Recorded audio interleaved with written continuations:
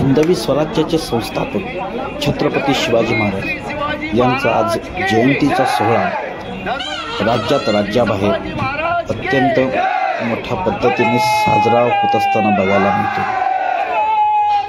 तालुका मंडणगड, जिल्हा रत्नागिरी येथे सह्याद्री प्रतिष्ठान हिंदुस्थानच्या माध्यमातून विविध साहसी खेळांचे आयोजन करत हा सोहळा मंडणगड नगरपंचायतीसमोर पार पाडण्यात आला। या कार्यक्रमामध्ये मंडणगडचे नगराध्यक्ष, नगरसेवक, शिवप्रेमी तसेच वेगवेगळ्या गावातील ग्रामस्थ मोठ्या संख्येने उपस्थित होते। छोट्या छोट्या मुलांनी केलेली मलखांबची व दोरीवरची प्रात्यक्षिके पाहून सर्व प्रेक्षक थक्क झाले। पण पाहूया याची झलक।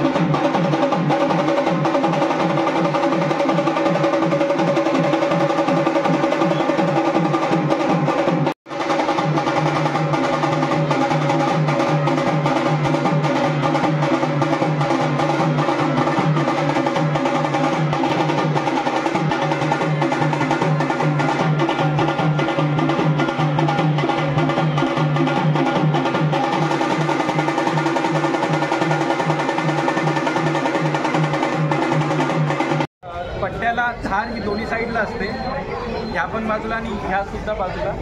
आणि ज्यावेळेस इंग्रजांनी आपल्या शस्त्रांवर बंदी घातल्याच्या नंतर आपल्या हिंदू साम्राज्याने त्याच्यावर शक्कल लढवली की आता पट्ट्यांच्या ज्या पाती होत्या ह्या तलवारी प्रमाणेच कडक होत्या, त्या बंद करून ह्या लवचिक पाती चालू केल्या जेणेकरून शस्त्र वाटणार नाही. त्याच्यामुळे ही आता लवचिक पाती आहे. परंतु पूर्वीच्या काळी पट्ट्यांच्या पाती या तलवारीसारख्याच कडक असायच्या. पट्टा आणि तलवार ह्या फिरवण्यामागे वेगवेगळे दोन प्रकार आहेत. मुख्यतः तलवार ही मोठी पण फिरते, ज्याला 3.5, 4 किंवा 4.5 फुटाची असायची. याला कारण असं, मुघल साम्राज्याचे जे त्यांचे सैन्य होते त्यांच्या तुलनेतून आपले हिंदू संस्कृतीतली जी व्यक्ती होती त्यांची हाईट कमी असायची, तर समोरच्या व्यक्तीपर्यंत पोहोचता येत नव्हतं. तर महाराजांनी शक्कल लढवली की तलवार वक्र करण्यापेक्षा आपण सरळ करू आणि त्यांच्या तलवारीपेक्षा 1 फूट जास्त करू.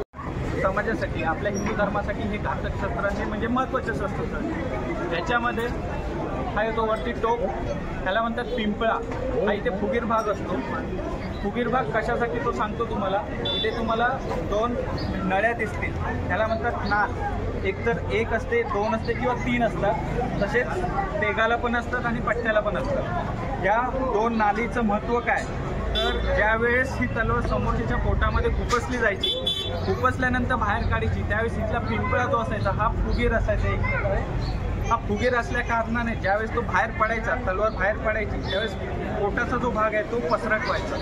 पोटाचा भाग पसरट झाल्यानंतर बाहेरचं ऑक्सिजन पोटात जायचं आणि ज्या रक्ताच्या आतड्या होत्या त्यांच्यामध्ये ऑक्सिजन गेल्यावर त्या आतड्या पूर्णपणे घट्ट व्हायच्या, रक्त घट्ट व्हायचं आणि तो माणूस एक काही कालावधीनंतर मयत व्हायचा.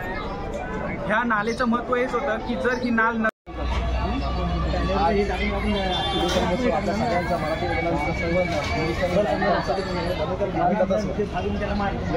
सहभागी झाल्या सर्व या मंडळाच्या नागरिकांची आभार व्यक्त करून सह्याद्री मंडणगड, शाखा मंडणगड यांच्यामार्फत आज शिवजन्मोत्सव साजरा होतो. या आपण पहिल्यांदा सगळ्यांनी मिरवणूक काढली, त्याच्यानंतर आज शिवरुद्र आपलं मंडळ शिवरुद्र मंडळ यांच्यामार्फत मलखांब प्रात्यक्षिक आपल्याला सादर करण्यात आली. विविध कार्यक्रम आपण सह्याद्री पेठण शाखा मंडळाच्या वतीनं आपण मंडळामध्ये राबवतात. यात मुलांच्या निबंध स्पर्धा असतील, चित्रकला स्पर्धा असतील, वक्तृत्व स्पर्धा असतील, यासारखे असंख्य उपक्रम आपण राबवतो.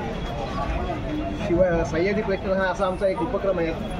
कोणी लहान नाही, कोण मोठा नाही, सर्वसामान्य दुर्गसेवक म्हणून याच्यात आपण काम करत आहे. एक मोठा आमचा उद्देश हाच आहे की आपल्या इथे जे गडकिल्ले आहेत, आपल्या परिसरातले गडकिल्ले आहेत, यांचं संवर्धीकरण कसं होईल, त्याची जपणूक कशी होईल, याचा आमचा एक खारीचा वाटा म्हणून आम्ही यात काम करतो आहे. माझी परत या सर्व मंडळाच्या नागरिकांना विनंती आहे की आपण सुद्धा या सगळ्या उपक्रमात सामील व्हा, सह्याद्री प्रतिष्ठानच्या या कार्यक्रमात सामील व्हा आणि आपण आपलं मंडळगड घडवण्यासाठी त्याची प्रयत्न करूया.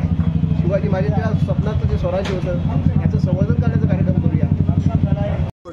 मलखांब, मर्दानी खेळ व कराटे याचं प्रशिक्षण देत आहे आणि त्यासोबत शस्त्र संवर्धन, शस्त्र जपणे आणि शस्त्राची माहिती देणे ह्या गोष्टी आपण करत असतो. तरी आज मलखांबच्या प्रात्यक्षिकच्या माध्यमातून मी आज इथे दाखवलं की मलखांब काय असतो, कारण ही लोप पावत चाललेली जी कला आहे ती आपण जपली पाहिजे, जोपासली पाहिजे. यासाठी माझे छोटेसे प्रयत्न असतात. याच्यासोबत मी मर्दानी खेळ म्हणजे पूर्वीच्या काळी मावळे कसे राहायचे, कसे जगायचे आणि शस्त्र काय असतात, शस्त्र शास्त्राप्रमाणे खेळावे लागतात, त्यावरच ते चालतात. कारण शस्त्रांना शस्त्रच म्हटलं पाहिजे, त्यांना हत्यारं कधी म्हणू नये. हत्यारं हा हत्या करण्यासाठी वापरतात, शस्त्र हा आपल्या स्वराज्य निर्माण करण्यासाठी आपण वापरतो. अशा पद्धतीने आपण ह्या सगळ्या गोष्टी जपत असतो आणि मुलांना ह्याची माहिती व्हावी म्हणून हे माझे छोटेसे प्रयत्न चालू आहेत.